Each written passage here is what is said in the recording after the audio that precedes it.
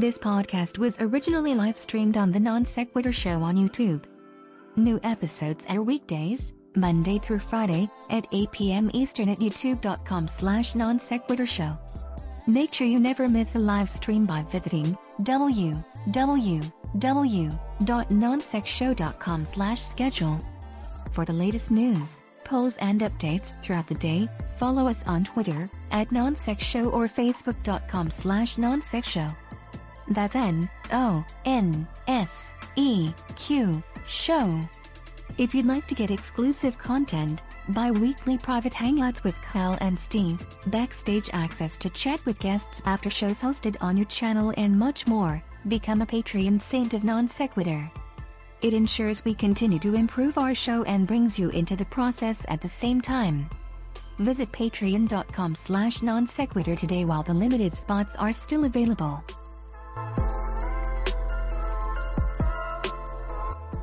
The following podcast is intended for those who believe bold ideas are righteous, unique perspectives are gospel, and strong opinions are sacred. This is Non Sequitur. Never follow. And now, here are your hosts, Kyle Curtis and Steve McRae.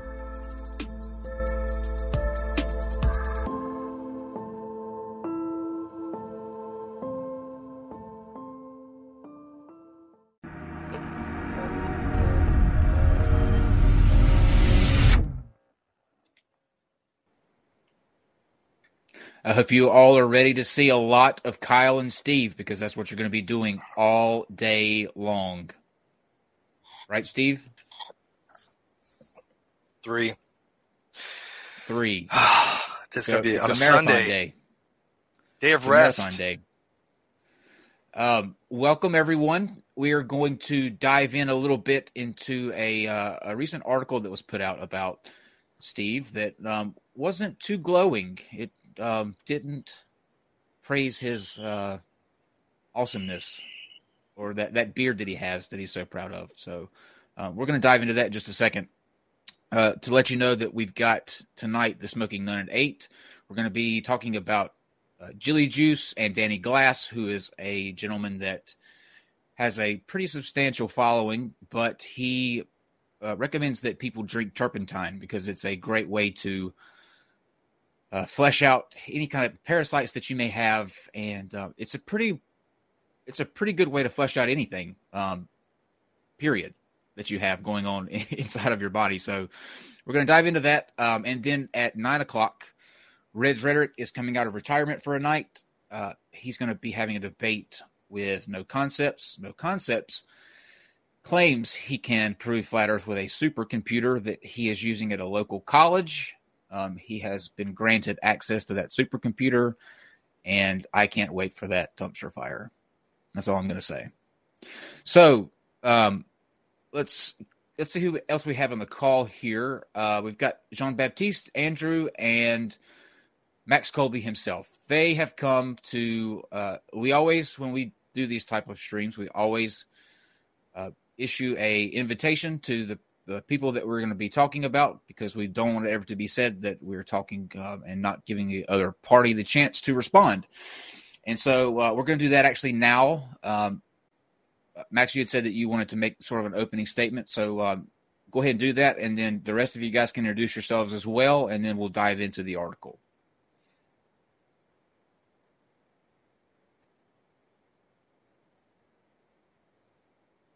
Max? Oh, I'm terribly sorry. I was muted like an idiot. I'm sorry. I wanted to note that I probably came to the attention a number of the people here because of the my appearance in the movie The Red Pill, wherein I appeared under the Dean Esme name. I had tried to change my name to distance myself and my online activities from the name, but people who didn't like me stuck with it. So that's why I go by Max Dean Esme these days. In any case, I want people to know we started as a shitposting group about 3 years ago, and it was to do intentional satire and parody and do what we back to atheists, what we would perceive them as doing to us. I want to thank, by the way, all the atheists, agnostics, deists, ex-Christians, apatheists, and others who have agreed with us that the atheist movement online needs correcting, needs some pushback, enjoy some of the pushback we do, even take part in it. Like Kyler Davenport over there at Alternative Public Radio. We've had many a great streams together, crossing swords and laughing at each other while we're doing it. Pickle Swill, Anton Hill, Robert Reed, Coach Red Pill, Keith Taylor, Gay Atheist Anarchist, Matt Bacco, and many others who are not Christians, but just enjoy hanging out with us, enjoy seeing how, yes, you can poke fun of and give pushback to anti-religious people, to atheists, to these people. Now, I take my child as to a Catholic church because as a sex abuse survivor myself, I know he is safer there than with a public school teacher or many other secular authorities. Not only from personal opinion, but from personal experiences as sex abuse survivors, but from looking at the statistics. Truth of the matter is, I've never liked the folks here at NonSequitur Show. I particularly never liked Steve McRae. Still remains that I support his free speech rights, even though I think many of the things he's saying about Catholics these days are repugnant and repellent. And I see people who express sentiments like his as just making my life as a father harder, because we're not going to stop being Catholic for you, sir. We're going to clean up our mess, which is what we're working on doing. That's pretty much all I got to say. Let's get to the drubbing. And Andrew Strutelites here, who's not Catholic. And Jean-Baptiste here is not Catholic. We're co-founders of the entire team of what we do and what we're trying to do. And I will say again, we're trying to get less yelly and less confrontational, but we'll take our licks for any time we went. When you're doing comedy and savage satire, sometimes you go over the top or you lose your shit. So let's see what you guys got. Okay. Steve, you want to start with the article?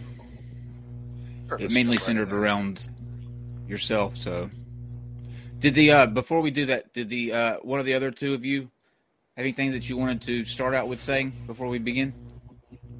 Sure.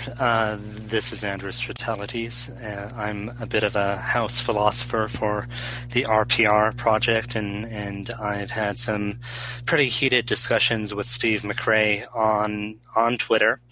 And some of my personal experiences with you, Steve, actually came into that article. And I'd be really curious to figure out where you're coming from and how you're going to be defending yourself and your false accusations against me personally. 3 times you've actually called me a rape apologist with no evidence and no good reason to.